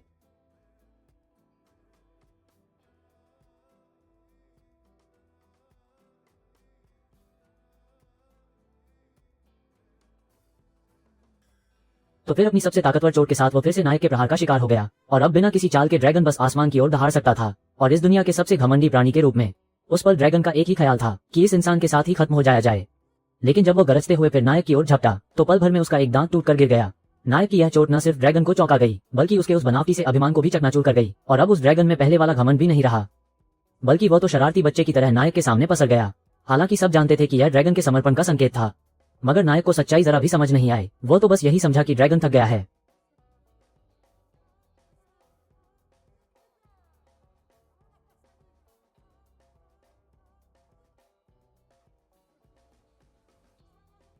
आदमी ने तो बस सबसे साधारण सी लड़ाई को भी चरम हद तक साध लिया और नतीजा ये हुआ कि इसी हुनर से उसने 10,000 सैनिकों की सेना को चीर डाला। सामने का राजा तो उसकी दहशत से ही हवाइयां उड़ाने लगा। फिर भी नायक को खुद भी नहीं पता था कि वो कितना ताकतवर है। इतना कि जिस क्षण उसने उस विनाशकारी ड्रैगन को हरा दिया, उसे लगा कि शायद दानव जाति का वो लड़का रोरो ने ड्रैगन को वश में कर लिया है, वरना ड्रैगन की लड़ाई की इच्छा यूं बिना वजह अचानक गायब नहीं होती। हालांकि रोरो ने बहुत कोशिश करके समझाया कि यह उसके बस की बात नहीं थी, लेकिन नायक ने साफ तौर पर सामने वाले के मतलब को गलत समझ लिया, क्योंकि रोरो ने पहले कहा था कि कुछ लोग उसकी राक्षसों को नियंत्रित करने की शक्ति से डरते हैं, इसलिए शायद अब वो बात छिपाने की कोशिश कर रहा था। आखिर अगर लोगों को पता चल गया कि वो इतने ताकतवर ड्रैगन को काबू कर सकता है तो बेवजह का बवाल खड़ा हो जाएगा। इसलिए नायक ने दिखा दिया कि वो सब समझता है। जब बात उसकी जीत की है तो मान लेते हैं कि ऐसा ही हुआ। फिर नायक ने रोरो से विनती की कि वो श्राप के जरिए ड्रैगन को उसकी मूल जगह वापस भेज दे। हालांकि यह सुनकर राजकुमारी को बिल्कुल समझ नहीं आया कि ऐसा क्यों करना है, लेकिन उसने फिर भी नायक की इच्छा का सम्मान करना चुना, क्योंकि अगर नायक न होता तो राज्य बहुत पहले ही खंडहर बन चुका होता। आखिर निशाना 1000 साल से जिंदा उस महा ड्रैगन पर था, इसलिए रोरो को भी पक्का भरोसा नहीं था कि यह काम सफल होगा। बस उसने धीरे धीरे ड्रैगन के सामने जाकर फिर ऐसी भाषा में बात की जिसे सिर्फ ड्रैगन ही समझ सकता था। लेकिन रोरो ने सपने में भी नहीं सोचा था कि ड्रैगन ने न सिर्फ नायक को अपना मालिक मान लिया था, बल्कि बहुत विनम्रता से यह भी कहा था, मालिक का आदेश हो तो मैं सब मानने को तैयार हूँ। पर नायक ने ड्रैगन के मतलब को बिल्कुल उल्टा समझ लिया। वो तो यही समझ बैठा कि रोरो ने ड्रैगन को काबू कर लिया है, और उसे जरा भी ख्याल नहीं आया कि ड्रैगन जिस मालिक की बात कर रहा था वो असल में वही खुद था। और फिर उसके साथ एक जोरदार दहाड़ गूंजी। ड्रैगन भी नायक की इच्छा के मुताबिक उस साम्राज्य से निकलने को तैयार हो गया। लेकिन तभी जब वो अभी अभी आधे आकाश तक पहुंचा ही था, अगले ही पल दूर से अचानक एक तेज प्रकाश किरण आकर लगी, और इससे पहले कि नायक कुछ समझ पाता, पहले से ही घायल ड्रैगन को एक ही बार में आधे आसमान से नीचे गिरा दिया गया। लेकिन उसे जरा भी पता नहीं था कि यह सब दुश्मन देश की सोची समझी जालसाजी थी, क्योंकि ड्रैगन उनके सौंपे हुए मिशन को पूरा नहीं कर सका, इसलिए दुश्मन देश के राजा ने झट से उसे मरवा डालने का आदेश दे दिया। और बात बस इतनी ही नहीं थी, वो तो कई महीने पहले से ही 1 लाख सैनिकों की सेना को जादू से पास ही छिपा चुका था। लगभग हर सिपाही के पास सबसे उन्नत तकनीकी हथियार थे, और जो अभी अभी ड्रैगन को चोट पहुंचा गया था वह भी उनका सबसे ताकतवर प्रकाश तोप था। लेकिन जैसे ही वे पूरी जंग छेड़ने के लिए मौका ताक रहे थे, राजा को अचानक पास ही नायक की पूरी टोली दिख गई, क्योंकि रक्षा कवच कहे जाने वाले इनिस वहीं पास में थी। वह नायक की टोली को अपनी जादुई विज्ञान शक्ति से पूरी तरह खत्म करने ही वाली थी।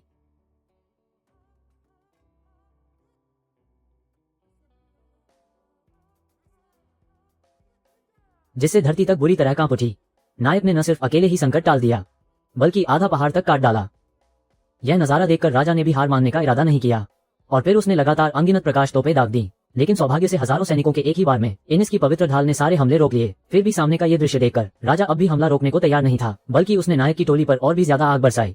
लेकिन नायक को देखते ही साफ समझ आ गया कि बचाव का कोई तरीका नहीं था, इसलिए उसने खुद को वहीं छोड़कर प्रकाश तोप को चुनौती दे दी। पर नायक को क्या पता था कि राजकुमारी और उसका वैसे भी एक ही बातचीत के दायरे में होना मुमकिन नहीं था। हालांकि उसका इरादा तो बस मौका देखकर पीछे हटने और भाग निकलने का था, लेकिन राजकुमारी ने इसे ऐसे समझ लिया जैसे वो पूरे राजकीय सैनिक दल को अकेले चुनौती देने आया हो। और जब नायक पलटकर देवता की तरह लौटा, तब तक राजकुमारी जादू चलाने की मुद्रा बना चुकी थी।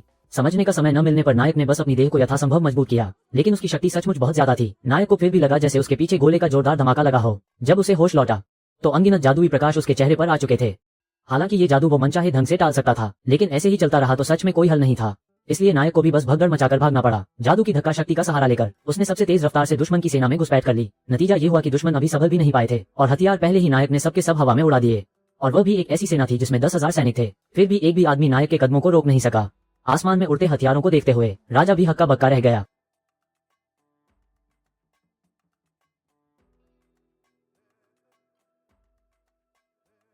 पीछे गिरते नायक की परछाई देखते हुए राजा तो पूरी तरह से दंग रह गया। लेकिन उसे संभलने का मौका ही नहीं मिला। नतीजा ये हुआ कि नायक फिर से आंखों की पकड़ से परे रफ्तार में लोगों के बीच घुस पड़ा। उस समय पूरे पहाड़ी दर्रे में हथियार इधर उधर उड़ रहे थे। नायक मानो आंधी बनकर पूरे रण क्षेत्र को समेटता चला गया। सैनिकों के पास विरोध करने की बिल्कुल ताकत नहीं थी। उन्हें बस अपनी ही उन्नत तकनीकी हथियारों से खुद को ही घायल होते देखना पड़ा। और दुश्मन की मुख्य टुकड़ी को सफलतापूर्वक निपटाने के बाद नायक ने तेजी से राजा के पीछे आकर उसे घेर लिया। और ठीक तभी राजा को एहसास हुआ कि उसने नायक की यह आंख कहीं न कहीं पहले देखी है।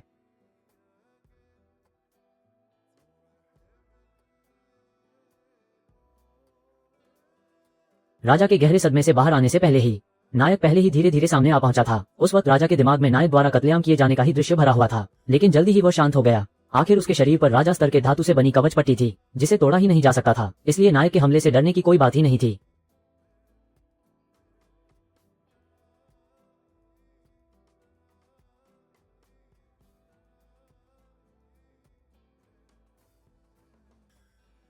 इस समय तक राजा डर के मारे होशोहवास खो चुका था, क्योंकि उसकी ढाल में तो ड्रैगन की सांस तक रोकने की ताकत थी और उसमें ड्रैगन को झुलसा देने वाली प्रचंड प्रकाश तोप भी थी। अब ये सारे हथियार न सिर्फ नायक ने आराम से चूर चूर कर दिए, बल्कि उसकी 1 लाख की सेना भी पूरी तरह ध्वस्त हो गई। और जब उसने नायक के हाथ में मौजूद हथियार को देखा, तभी राजा को समझ में आया कि वह शुरू से ही हार चुका था, सिर्फ इसलिए कि इस तलवार की असली पहचान कोई साधारण चीज नहीं थी। यह उन रहस्यमयी खजानों में से एक थी जिसे वह बरसों से पाने को तरसता रहा था, जिसे क्रेज राजा ने अपना निजी ड्रैगन वध काला तलवार घोषित कर रखा था। फिर भी वो अब भी यकीन नहीं कर पा रहा था कि नायक क्रेज राजा से भी आगे निकल जाने की शक्ति रखता है। लेकिन अफसोस, जो दृश्य अभी उसके सामने था उस पर शक की कोई गुंजाइश ही नहीं थी। और नायक की वह हल्की सी मुस्कान देखकर उसे लगा जैसे उसने राक्षस राजा को देख लिया हो, इतना कि लगभग पेशाब ही निकल जाए।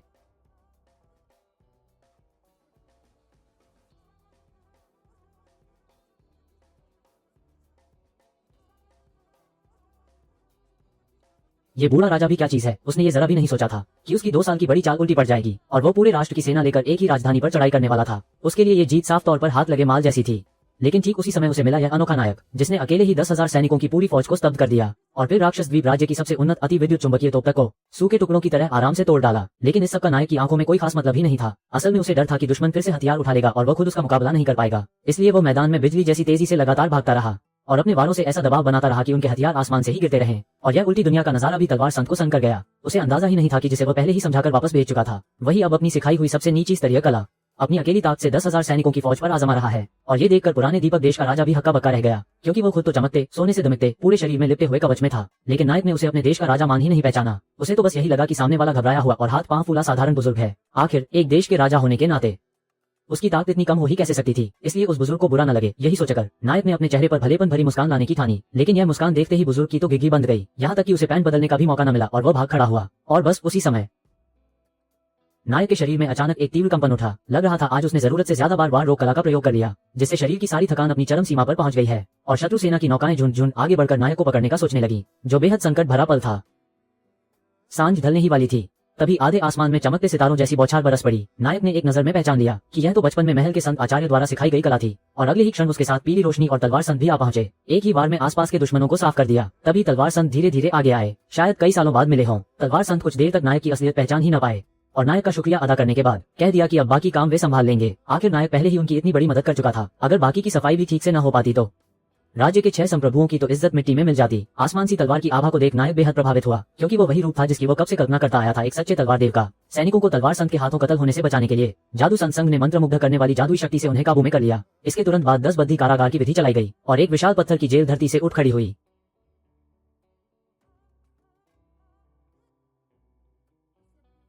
नायक ने यह सोचा ही नहीं था कि वो फिर से आचार्यों से मिल भी पाएगा। उसे क्या मालूम था, तलवार संत और जादू संत के अलावा बाकी आचार्यों ने तो उसे देखते ही अपने पुराने शिष्य को पहचान लिया। उधर राजकुमारी के उपचार के बाद नायक का शरीर कुछ हद तक संभल कर फिर से ताकत पाने लगा। बस लंबी लड़ाई ने पेट में हल्की सी चूहें दौड़ा दी थी। दूसरी तरफ राजरक्षक भी दुश्मन सेना में पूछताछ करके खुफिया जानकारी निकाल रहे थे। इस जगह पर अब तक राक्षस द्वीप राज्य की सारी सैन्य शक्ति जमा हो चुकी थी। लेकिन अफसोस, राक्षस द्वीप राज्य का वो बुजुर्ग शायद भाग निकला था। बुजुर्ग का जिक्र सुनते ही नायक को अचानक याद आया कि अभी अभी उसने चमकदार सुनहरे कपड़े पहने एक बुजुर्ग से मुलाकात की थी। यहाँ तक कि उसकी घोड़ी भी सोने की चमक से दमक रही थी।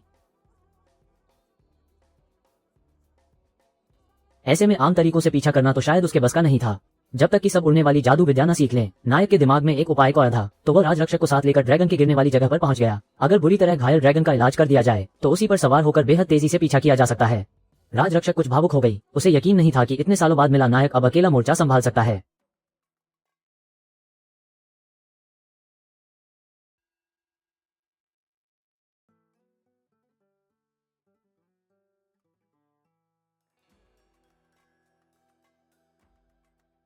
वैसे जादू संत को थोड़ा डर भी था, कि कहीं ड्रैगन ठीक होने के बाद सचमुच आज्ञाकारी बन गया तो नायक ने जादू संत को दिलासा दिया और कहा कि लोलो अब होगा तो कोई दिक्कत नहीं। जादू संत को लगा कि लोलो ड्रैगन को काबू कर सकता है, लेकिन लोलो ने सिर हिलाकर बता दिया कि उसमें तो जरा सा भी भरोसा नहीं है। जादू संत को तभी एक बुरा सा अंदेशा हुआ और जैसे ही ड्रैगन की चेतना लौटी वो अचानक आसमान की ओर दहाड़ उठा, मानो दिल की सारी आग उगल रहा हो। इससे जादू संत तो बुरी तरह घबरा गई। उसी समय नायक और लोलो को भी महसूस हो गया कि ड्रैगन बेहद गुस्से में है। वो वहीं ठिठक गया और अपने स्वामी के आदेश देने तक बदला लेने की उम्मीद में रहा। ये देख जादू संत फिर से चौंक गई। उसे लगा कि लोलो ने ड्रैगन को पूरी तरह वश में कर लिया है और वो उसका पालतू बन गया है। कहा तो नहीं जा सकता कि वो अभी तक समझा पाए। ब्लैक डेथ ड्रैगन को जल्दी से जल्दी प्रस्थान के लिए बेसब्री से उकसाया। राजकुमारी और इनेस पहले ही ऊपर चली गईं। वे दोनों लोलो की सुरक्षा की जिम्मेदारी संभालेंगे, साथ ही किसी के घायल होने से बचाने के लिए, और शाही रक्षक भी उनके साथ चले गए। तभी अचानक पीछे छाया हुआ एक शैडो संत प्रकट हो गया और बताया कि उसने उस विशालकाय ड्रैगन के शरीर को अंतरिक्ष वाली गोपनीय जिम्मेदारी सौंप दी है। इस समय राजा और राजकुमार भी वहां आ गए।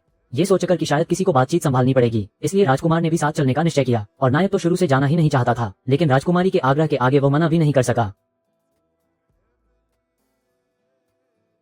सबके साथ ही वे दैत्य द्वीप देश की ओर रवाना हुए और कुछ दूर नहीं पास के एक तलवार संत ने भी आखिरकार नायक की पहचान समझ ली। दरअसल वो तो शुरू से नायक को ढूंढ रहा था। हालांकि प्रतिभा कुछ खास नहीं थी, लेकिन नायक की कठोर परिश्रम से भरी छाया ने उसे गहराई तक प्रभावित किया। वो तो उसे अपने साथ रखकर तराशना चाहता था, लेकिन जब उसने नायक को अकेले ही विदेशी सेना से भिड़ते देखा तब तलवार संत को लगा कि उसकी सोच कुछ ज्यादा ही घमंडी थी। अब नायक की ताकत शायद उससे कहीं आगे निकल चुकी थी और उसी समय उसे अपनी कमियां भी साफ दिखने लगी। वो लौटकर फिर से शुरुआत कर अच्छी तरह साधना करने का निश्चय करने लगा। उधर ब्लैक डेथ ड्रैगन दैत्य द्वीप देश की ओर तेजी से उड़ चला और अंततः सीमांत पर उसे वो पुराना दिया मिल गया जो जंगली सा भागता था। अगर वो उससे होकर गुजरता तो आगे ज्यादा दूर नहीं राजधानी की रक्षा रेखा थी। हालांकि उसने गुप्त जादू चला दिया था, लेकिन जैसे ही वो सीमा पार करेगा उसका पता चल जाएगा और तब डर है कि वो पूरी तरह बचकर नहीं निकल पाएगा। इनेस ने तलवार जैसी मुद्रा में राजकुमारी से विनती की, आशा है कि वो इस पर विनाश का आदेश दे दें। अगर आसपास के दैत्य द्वीप के सारे हथियार नष्ट न किए गए तो वापस शहर आते समय उन्हें निश्चित ही उनकी रोक-टोक झेलनी पड़ेगी। और शपथबद्ध रक्षकों की राजधानी भी पैरों तले अरौंदी जा रही थी। इनेस के भीतर का क्रोध अब और नहीं समा रहा था। इस पर राजकुमार ने कहा कि वे पूरी ताकत से एक वार कर सकते हैं।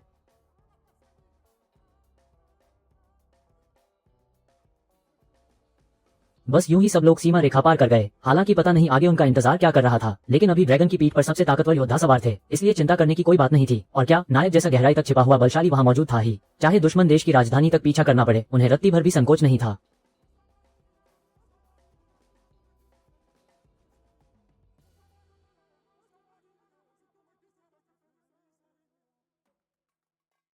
उसी समय वो क्रूर देश का राजा आखिर अपनी धरती पर लौट आया, लेकिन इससे दरबार के मंत्री हैरान रह गए, क्योंकि किसी ने भी नहीं सोचा था कि राजा सचमुच हार जाएगा। और ऊपर से वो पूरी तरह बदबूदार गंदगी से लथपथ था। लेकिन जैसे ही सब लोग बहस में उलझे हुए थे, राजा के पास पड़े मशरूम जैसे सिर ने कुछ अजीब सी चीज देख ली और सामने का एक दृश्य देख रहा था। राजा का पूरा शरीर सहम कर सुन्न पड़ गया, क्योंकि उसने कभी सोचा ही नहीं था कि वो मारा गया ड्रैगन ऐसे किसी स्थान तक उसका पीछा करते करते आ जाएगा। क्या हो सकता है कि सीमा की उस ओर के लोगों ने उसे फिर से जीवित कर दिया हो। ये सोचते ही राजा का चेहरा भयंकर हो गया और उसके दिमाग में तुरंत 6 संप्रभुओं में से एक सैनिक का वो दुष्ट चेहरा उभर आया और सबने देखा कि राजा फिर से पागल होने वाला है। तो वे जल्दी जल्दी राजा को शांत कराने लगे।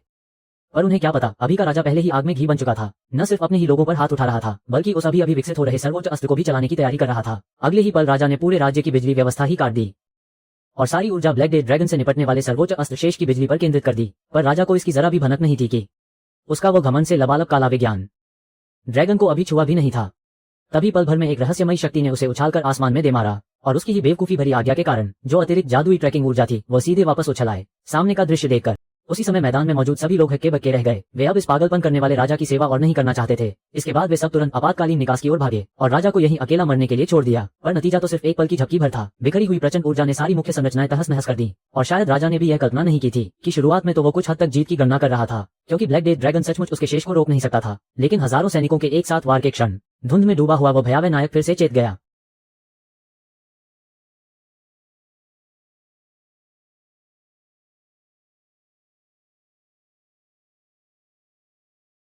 और इसी बीच राजा को उसके अपने लोग सफेद बालों की तरह थामकर राज सिंहासन पर ही रोक बैठे। असल में वे राजा को मारने की तैयारी कर रहे थे। फिर राजा की बुद्धि के सहारे वे राजकुमारों से क्षमा याचना कराने वाले थे। लेकिन किसे पता था, इसी नाजुक मोड़ पर राजकुमार अचानक छत के पट से नीचे गिर पड़ा। क्योंकि किसी ने भी राजकुमार का चेहरा पहले कभी नहीं देखा था, इसलिए सबने उसे ही राजा को बचाने का दुश्मन समझ लिया।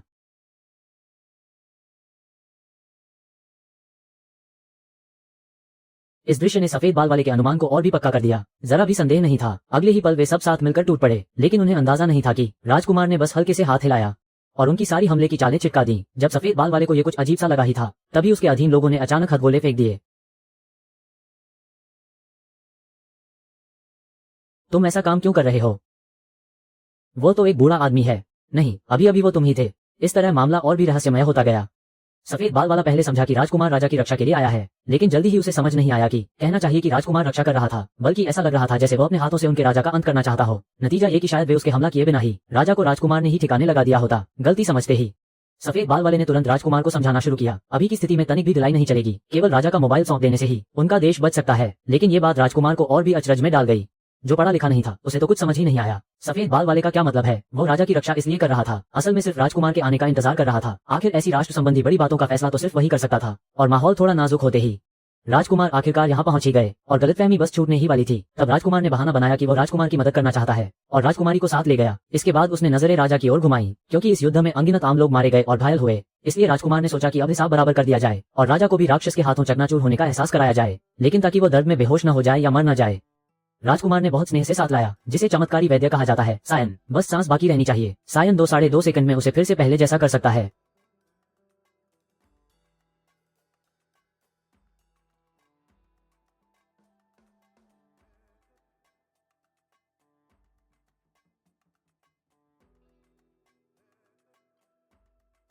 और इसी के साथ दूसरी ओर राजकुमार ने भी राजकुमारी की मदद से अपनी ताकत वापस पा ली। साथ ही राजकुमारों ने मुआवजे के बारे में भी सहमति बना ली। इस तरह सारी समस्याएं सुलझने के बाद राजकुमार लोग ड्रैगन पर सवार होकर राज्य लौट आए और राजा तो पहले से ही उनकी वापसी का इंतजार कर रहे थे। राजकुमार के इस अप्रत्याशित जोश को देखकर राजा ने उसे भरपूर इनाम देने की ठानी, लेकिन राजकुमार ने कहा कि उसे इसकी जरूरत नहीं, क्योंकि फिलहाल उसे किसी चीज की कमी नहीं थी। लेकिन अगर संभव हो तो वो चाहता था कि राजा लोलो को राजधानी में रहने दें और बाकियों की तरह एक सामान्य जीवन जीने दें। हालांकि उसने लोलो को अपने साथ रखने पर विचार किया था, लेकिन अपनी अस्थिर आय वाले खुद जैसे इंसान की तुलना में शायद किसी अमीर घर में उसकी अच्छी देखभाल हो सकेगी। राजा 2 पल के लिए सोच में पड़ गए। यदि लुओ जो एक राक्षस है को नागरिक बनने की अनुमति दी जाती है, यह निश्चित रूप से उन लोगों के साथ संघर्ष करेगा जो राक्षसों को अपना दुश्मन मानते हैं। मिस्रा धर्मराज्य के रिश्तों में दरार पड़ जाएगी। लेकिन अगली ही बात क्षण भर में उनकी चिंता मिटा दी।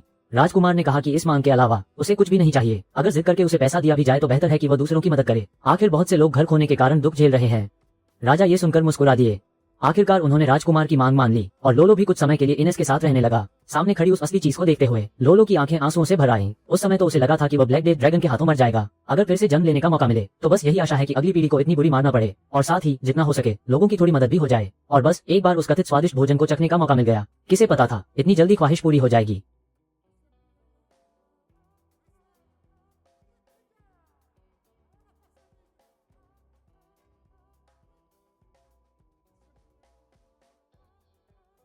आदमी ने भी जरा नहीं सोचा था उसकी पैरी की वजह से वो दुनिया की किसी भी चोट को भगा सकता है। असल में वजह सिर्फ उसकी 14 साल की साधना ही नहीं थी, बल्कि वो खुद ही असाधारण प्रतिभा वाला था। दाल में कुछ काला नहीं, पूरा मामला ही उसकी अद्भुत प्रतिभा का था। हालांकि चाहे कोई भी पेशा हो, वो बस उसी की सबसे नीची स्तर की कला ही सीख पाता, लेकिन वे साधारण सी कला भी उसके हाथों में। बस मेहनत करो तो कोई भी चीज पौराणिक स्तर की दिव्य कला में बदल सकती थी, और जिसे वो कभी सोच भी नहीं पाया था। असल में 6 महान प्रशिक्षण केंद्रों में साधना करते समय ही तब 6 संप्रभु पहले ही उसकी असाधारणता देख चुके थे, लेकिन जानकारी के भारी अंतर की वजह से वो हमेशा खुद को बहुत कमजोर समझता रहा। तब वो साहसी बनने के लिए तलवारबाजी प्रशिक्षण केंद्र आ गया। शुरुआत में तलवार के संत ने उसे बिल्कुल भी अच्छा नहीं माना, मगर जैसे जैसे दिन बीतते गए नायक की कठिनाई धीरे धीरे बढ़ती गई। ट्रेनिंग पूरी करने लगी। तलवार संत को भी एहसास हुआ कि नायक में शायद आम लोगों से परे कोई समझ है, इसलिए नायक की कड़ी जिद पर तलवार संत ने नायक को अपनी अदृश्य तलवारबाजी दिखाई। जैसे ही उसका मन हिला, बस पल भर में उसके झटके से उड़ी पत्तियां 2 टुकड़ों में बट गईं और नायक के चकित चेहरे को भी वो अपनी उम्मीद में ही समझा। आखिर यह खास चाल तो खुद वो भी पूरी तरह नहीं साध पाया था, फिर तो शुरुआती छात्र की क्या ही बात। लेकिन तलवार संत ने कभी नहीं सोचा था कि नायक ने सिर्फ इस चाल का सार ही नहीं पकड़ लिया, बल्कि सचमुच हाथ पांव चलाकर उसका अभ्यास भी कर लिया। ये देखकर तलवार संत को पल भर में समझ आ गया, उसके सामने ये लड़का शायद उससे भी ऊपर की क्षमता रखता है। लेकिन आधा महीना बीतते बीतते नायक ने चोट रोकने के लिए सिर्फ एक पैरी सीखी, उसके अलावा उसने कोई और काम की कला नहीं सीखी। इस पर तलवार संत भी बहुत बेबस थे। उन्हें बिल्कुल उम्मीद नहीं थी कि नायक में तलवार चलाने का हुनर ही नहीं है। ऐसी हालत में आगे भी साधना कराई जाए तो बस समय बर्बाद होगा, इसलिए उसकी प्रतिभा को यूं ही दफन न करने के लिए उन्होंने नायक को कोई और रास्ता अपनाने की सलाह दी। शायद किसी और जगह उसकी प्रतिभा निकल आए।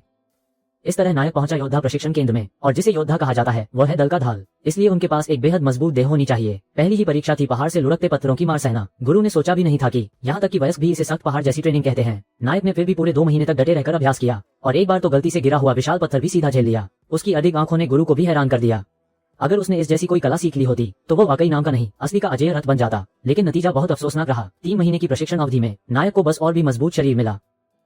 इसलिए उसकी प्रतिभा को यूं दफन न होने देने के लिए चाचा ने उसे शिकारी प्रशिक्षण केंद्र जाकर देखने की सलाह दी। लेकिन शिकारी गुरु शुरू में नायक को अपनाना ही नहीं चाहते थे। उन्हें पहले से ही लग रहा था कि नायक बड़ा सिरदर्द साबित होगा, इसलिए उन्होंने जानबूझकर एक कठिन परीक्षा रख दी। नायक से कहा कि वो पत्थर से कई 100 मीटर दूर पेड़ की डाल पर निशाना लगाए, और अगर तीर चूक भी जाए तो बस कोई न कोई बहाना बनाकर उसे वापस भेज देंगे। लेकिन क्या पता, नायक ने तो एकदम साफ निशाना लगाया। लगातार कई बार लक्ष्य को भेद दिया। बेबस होकर उन्हें उसे रख लेना पड़ा, और गुरु की उम्मीद भी जरा भी गलत नहीं निकली। नायक हर बार धनुष तानता तो धनुष ही चटक जाता। यहाँ तक कि गुरु का निजी तीर भी उसकी अजीब सी ताक नहीं झेल पाता। तो फिर कोई चारा न देखकर गुरु ने बस नायक को पत्थर फेंकना सिखाने का फैसला किया। लेकिन पत्थर फेंकने में तो गुरु की सीख की भी जरूरत नहीं थी। नायक खुद ही 100 में 100 बार कर देता था। आखिरकार पहाड़ों पर रहते हुए वो इसी तरीके से पक्षियों का शिकार करता था। नायक का बयान सुनकर गुरु को समझ आ गया कि वो बिजली जैसी चिड़िया की बात कर रहा है, क्योंकि ऐसी चिड़िया को ऊंचे दर्जे के शिकारी भी आसानी से नहीं मार पाते।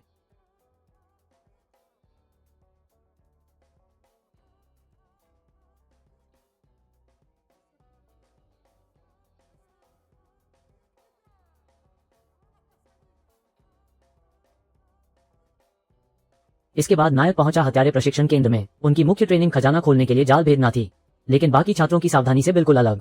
नायक तो जाल को सिर पर लेकर सीधे झपट पड़ा। जो हमला सह सकता था उसे हाथ से रोक लेता, जो नहीं सह सकता था उसकी एक ही चाल से उड़ जाती।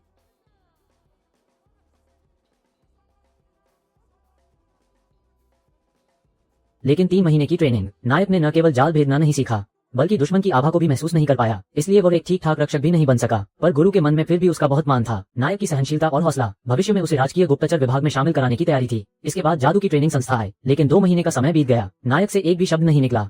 मोमबत्ती की रोशनी में भी दिख गया कि उसके शरीर में जादुई शक्ति का एक कतरा भी नहीं बह रहा। इसलिए हम केवल उसे जादुई अनुनाद कक्ष में प्रवेश करने और इसे आजमाने की अनुमति दे सकते हैं। लेकिन किसे पता था कि यह चरण ही उसके लिए पहाड़ बन जाएगा। मोमबत्ती की रोशनी में भी गुरु भूल गए और नायक को बाहर निकाल दिया। इससे वो बुरी तरह डर गया, क्योंकि अंदर का खालीपन इंद्रियों को कई गुना बढ़ा देता है। जितना देर वहां रुकोगे इंसान उतना ही टूट जाएगा। लेकिन हैरानी की बात यह थी, नायक न सिर्फ बेफिक्र था बल्कि उसी में मस्त भी था। यहाँ तक कि गुरु ने उसे बाहर धकेल भी दिया, क्योंकि उसे लगा कि वो शायद रहस्य का सुराग पकड़ ही लेगा। लेकिन ट्रेनिंग खत्म होने तक नायक ने बस सबसे नीची श्रेणी की एक छोटी सी आग की कला ही सीखी। गुरु उसे जादू सिखाना जारी रखना चाहते थे, मगर हाथ में दम ही नहीं था, क्योंकि नायक जैसे बिना जादू वाले इंसान के लिए ये भी कम देखने की बात नहीं थी। लेकिन जैसे ही उनकी बात पूरी हुई, नायक के दूसरे हाथ में भी छोटी आग चमक उठी।